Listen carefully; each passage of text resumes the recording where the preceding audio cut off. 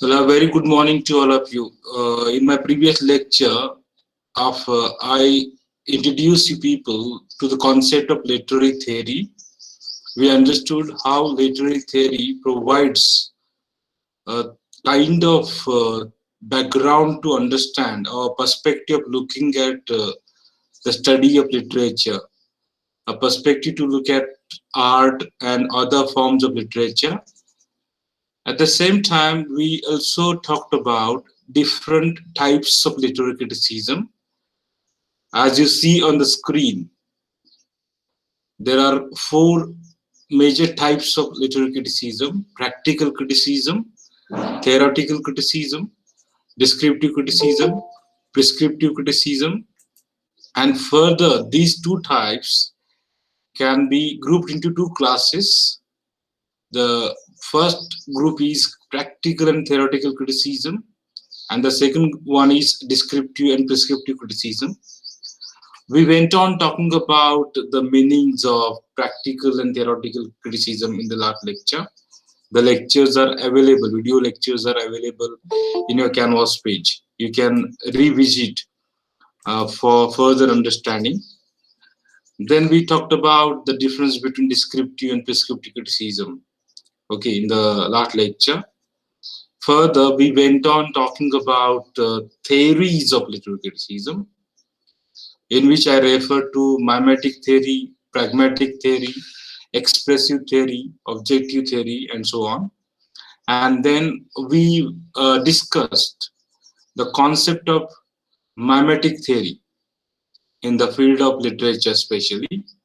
Then I told you the meaning of mimetic theory, how mimetic theory looks at literature. It looks at literature as a reflection of the universe, just like a mirror. And it believes that literature is an imitation, poetry especially as an imitation of actual life. So there should be the truth and accuracy in the representation of this particular reality of human life. So it focuses on realism, and I further told you that it was Aristotle who used the term mimesis in the context of tragedy for the first time. He defines tragedy as an imitation of an action which is serious. Okay, so you must recall your previous knowledge to understand all these things. Now we shall go ahead with the next part of theory, that is pragmatic theory of arts. I suggest you to visit my videos which are available in Canvas page if you have missed the previous lectures. The recorded videos are already available in your Canvas course, and those who have not joined it yet should join it immediately. You must have received the notification invitation. Fine. Now let's go ahead with pragmatic theory of arts. Now, we saw that the mimetic theory of arts looks at literature as an imitation, whereas the pragmatic theory sees literature as designed to achieve its effects, okay, on the audience. Means literature is written, designed in a sense, written. The goal of literature is to achieve its effects on the audience, on the readers. Means literature instructs people. So this is somewhat, uh, nearby or nearer to Arnold's theory, Matthew Arnold's theory, which looks at literature. Literature as a kind of work which instruct the readers, which is meant for instructions, teaching people. Further, there can be an aesthetic effect. Aesthetic means which appeals to your eyes, which appeals to your ears, which appeals to your heart. So it has a beauty, Aestheticism is related to beauty. So that is one more purpose. And further, literature is there to please people, to make them happy, to entertain people. So to instruct and to entertain. These are the purposes. And the pragmatic theory looks at this particular side of literature. And it judges literature according to the successful achievement of this particular aim, which is assumed. Means literature must have these aims, these goals. Literature should be directed towards instructions, towards aesthetics, towards giving joy, pleasure to the readers, to the audience. And literature in this particular theory is judged. I'm not simply talking about literature, any kind of art, I mean to say. But here, in our context, literature is important. Therefore, I'm mentioning literature. Fine. So it judges literature in terms of its success in achieving these goals. The writer has particular goals. Literature is to teach. Literature is to entertain. Literature to appeal. Okay, when you read a piece of literature, if you happen to learn something, if you happen to get a joy, a pleasure, if you happen to get an entertainment, that is a success of literature according to this theory, pragmatic theory. I am sure that you must have learned pragmatics in your language paper last year. So pragmatic is related to the actual use. In the context of language, pragmatic refers to the contextual use of language. Similarly, here pragmatic theory focuses on the use of literature. Okay, it emphasizes on the reader's relation to the work. As in case of language, you might be knowing that pragmatic theory understands language in relation to the world. Language in relation to the world. The meaning is understood in the context. Same is the case of the pragmatic theory in literature. It focuses, it emphasizes on the reader's relation to the work. So the pragmatic theory treats work as something that is constructed to achieve certain effects on the audience. And as I mentioned earlier, these effects may be aesthetic pleasure, maybe instruction, teaching, or any kind of emotional appeal to the minds of the readers, to the minds of the audience. So this is how we understand pragmatic theory of arts, or what we call in our context literature. Another theory is named as expressive theory. These theory or expressive theories focus on the artist. Means the artist is at the center in this particular theory. And if you are familiar with Wordsworth's definition of poetry, you may understand that Wordsworth's literary theory can be termed as an expressive theory. Must be knowing a very famous definition of poetry given by William Wordsworth in his lyrical ballads. So according to Wordsworth, poetry is a spontaneous overflow of powerful feelings recollected in tranquility. Poetry is the spontaneous overflow of powerful feelings. And this particular definition is suitable to understand expressive theory.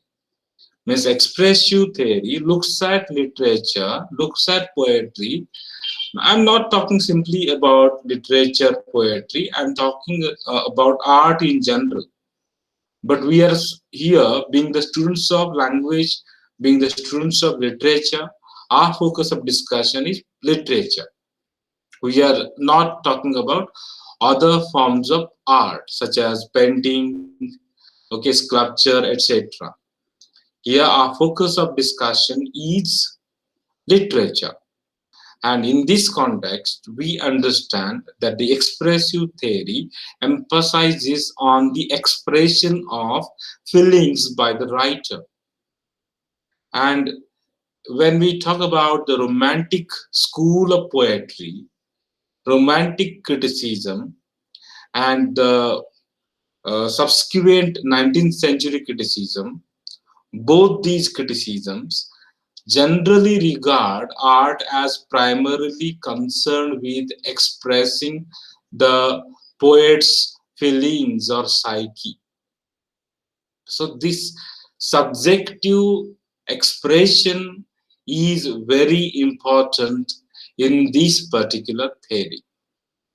This theory examines text as an expression of the writer's feelings. Okay, when you read a poem, when you read a story, or when you read some other literary work such as novel, drama, one act play, etc., for the theorist in this particular field, literature text is an expression of the writer's personal feelings. They give importance to the imagination and the individual personality of the writer. So, if you are familiar with romanticism, you must be knowing that the romanticists emphasized on giving expression to their subjective feelings. When you read a poem by William Wordsworth, when you read a poem by John Keats or P.B. Shelley or S.T. Coleridge, Lord Byron, all these poets were called romantic poets, and these poets um, gave importance to the expression of feelings, which was against the earlier age, neoclassical age. Okay, you must be knowing that. So, what is important in expressive theory? What are the key aspects in expressive theory? Feelings, imagination, and an individual personality. So, this theory judges the work. As we saw, the earlier theory, pragmatic theory, judges the work in terms of its success in achieving the goal of instructing, giving pleasure, aesthetics, etc. In this theory, the work is judged by its sincerity or the extent to which it has successfully revealed the author's state of mind. If you happen to read, Kubla Khan by S.T. Coleridge or The Slumber Did My Spirit Seal by William Wordsworth, you will realize that in Kubla Khan, the poet has talked about his personal dream. In the same case, in the same manner, "Slumber Did My Spirit Seal" by William Wordsworth is a very short lyric. Wordsworth expresses his feelings towards his beloved. So this sincerity in expression lies at the heart of the success of this particular literary work. How successfully the author's mind emotions are revealed. That becomes important in the expressive theory. So romantic critics such as Coleridge and Wordsworth can be termed as expressive critics. If you read lyrical ballads, preface to lyrical ballads, I mean to say, which was published in the year 1798. The theory put forth by William Wordsworth is expressive theory, an expressive theory. When we talk about St. Coleridge's Biographia and Literaria, whatever ideas, whatever thoughts are put forth by Coleridge in that particular literary work, a work of literary criticism, is an instance of expressive theory. Fine? Now we shall go ahead with the next theory. The next theory is termed as objective theory. And this theory focuses on the text without the influences of the writer or the reader. Means it keeps the writer's individual feelings, emotions, individual life away in the study of text. Even suppose we are the reader should look at that particular text objectively. Means what? Without bringing the individual thoughts, individual emotions in the reading of that text. So according to this theory, the text is supreme. I had given you an example in the last lecture of a poet who was asked about the meaning of the poem that he had written. He said, when I wrote this poem, there are only two people. One was I and the other was God. I forgot the meaning. And you may ask God for the meaning of this poem. So this is what objective theory is. In this theory, the writer is kept away. The writer's role is over once he writes a piece of work. So text is important. Text is supreme. And once this text is produced, the writer is removed from the context. And the only interpretation to get is what can be inferred from the text. Whatever you read, whatever you understand, without considering the writer's background, is what objective. Of course, there can be personal perception, personal interference, personal interpretation that becomes irrelevant in the study of the text. So the direct message with the text itself has to be inferred, has to be understood within the text. We should not go outside the poem, outside the text. Who was the writer? What was his background? Where was he born? What were his parents? What was his educational background? All these questions become irrelevant in this particular theory. Only the text is important. Whatever you are reading, that is important. Okay? So to the theorist of this particular objective theory, there is no correspondence, no correlation between the universe and the work. And we cannot know the true nature of either the audience or the author to understand the text. Okay? We should not try to understand that. So this is how we understand different theories